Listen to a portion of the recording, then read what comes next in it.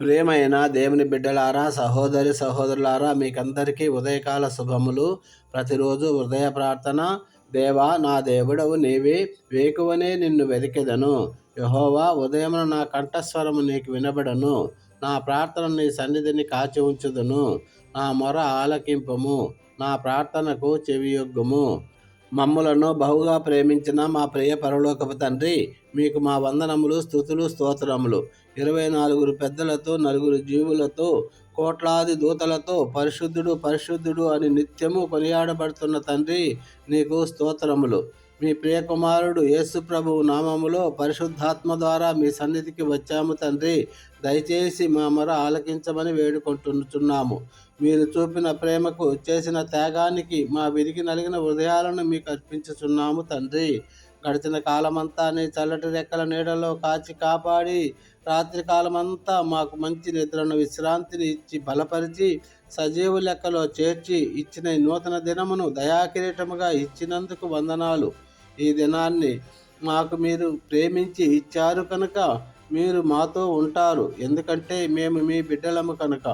మోషే ఏ విధముగా నీ సన్నిధిలో ఉన్నారో ఆ విధముగా ఈ రోజంతా మీ సన్నిధిలో ఉండే కృప దయచేయండి ప్రభువా.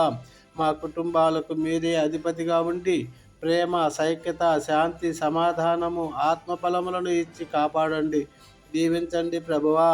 మేము చేయు ప్రతి పని, తలపెట్టిన ప్రతి కార్యము, ప్రతి ఆలోచనను స్థిరపరిచి మీ చిత్తములో జరిగించండి ప్రభువా.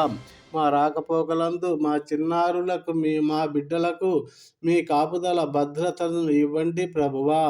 మా పిల్లల చదువులలో, ఉద్యోగాలలో తోడుగా ఉండండి.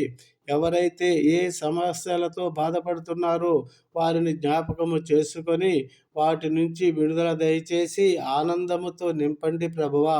శరీరంలోని అవయవముల బలహీనతలను, అనారోగ్యముగా ఉన్న వారిని జ్ఞాపకము చేసుకొని నీ పొందిన గాయముల వలన మాకు స్వస్థత కలుగుతున్నది కనుక మీ వాక్కును పంపి గాయపడిన చేతులతో ముట్టి ప్రతి ఒక్కరిని స్వస్థపరిచి లేపి నిలబెట్టమని బతిమాలుచున్నాము తండ్రి. ఆర్థిక ఇబ్బందులు ఉన్న వారికి ఆదుకోండి ప్రభువా. ఉద్యోగాలు లేక కుటుంబాలను పోషించుకోలేని స్థితిలో ఉన్న వారిని జ్ఞాపకము చేసుకొని మంచి ఉద్యోగాలను ఇప్పించండి ప్రభువా. వివాహమునకు సిద్ధపడుతున్న వారిని జ్ఞాపకము చేసుకొని ఏకాంగులను సంసారులుగా చేసేది మీరే కనుక నరుడు ఒంటరిగా ఉండటం మంచిది కాదని ఆదాముకు అవ్వను ఇచ్చినావు కనుక చక్కటి భాగస్వామితో వివాహము ఘనంగా జరిగించవలసినదిగా ప్రాధేయపడుతున్నాం ప్రభువా. గర్భఫలము యెహోవా అనుగ్రహించు బహుమానము కనుక సంతానము లేని వారికి గర్భఫలము దయచేయమని వేడుకుంటున్నాము. గర్భిణీ స్త్రీలను జ్ఞాపకము చేసుకొని గర్భంలో పెడుతున్న శిశువు అన్ని విధాల ఎడికి చక్కటి రూపంలో నీ రూపంలో జన్మించుటకు కృపను దయచేయమని వేడుకుంటున్నాం తండ్రి. ఈరోజు మా యవనస్తులను మీ వాక్యము ద్వారా సరిచేసి యవనేచ్ఛలకు లోనై ప్రేమలో సైతాను ఉచ్చులలో చిక్కుకొనకుండా మంచి వివేకము కలిగి వారి బాధ్యతను గుర్తెరిగి నడుచుకొనులాగున మలచండి ప్రభువా.